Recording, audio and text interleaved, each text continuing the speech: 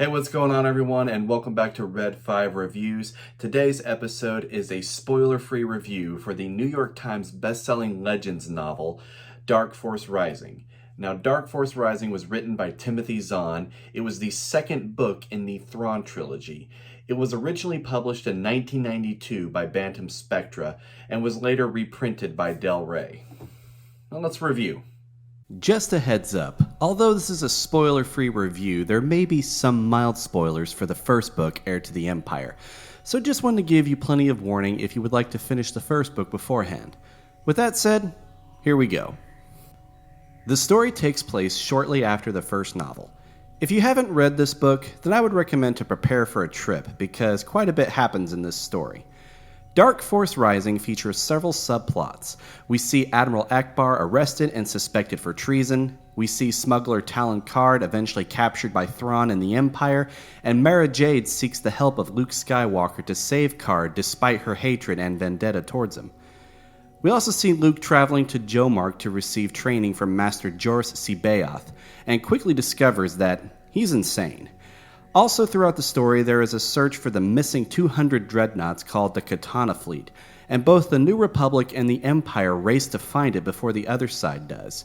And while all of this is going on, we see Leia and Chewbacca traveling to the homeworld of the Noghri in hopes of convincing them to side with the New Republic. I thought this novel was pretty good. I won't say that I liked it as much as the first novel, but I did enjoy this book overall. There was hardly a dull moment in the story, and even with the continuous action, I thought the pacing was for the most part pretty good, and this book was a pretty easy read. Heir to the Empire, I thought, did a great job setting up the foreshadowed meeting between Luke and Master C'baoth. However, once they did finally meet, I felt like that part of the story was a little anticlimactic and a little rushed. Although you expect things to not end so well between them because of C'baoth's obvious insanity, I was really hoping the confrontation between them would have been a little longer. But regardless, you do get the feeling that it's not over between them. Now, one of my favorite subplots of this book was with Leia and the Noghri. I enjoyed getting a little insight into the history with the Noghri and their devotion to Darth Vader and the Empire. And things get a little intense as Leia tries to persuade the Noghri to assist the New Republic. But don't worry, I won't spoil anything. Although I enjoyed the first book a little more, I still absolutely recommend this book. It was a fun journey, and it's a great blend of action, adventure, and even mystery and suspense.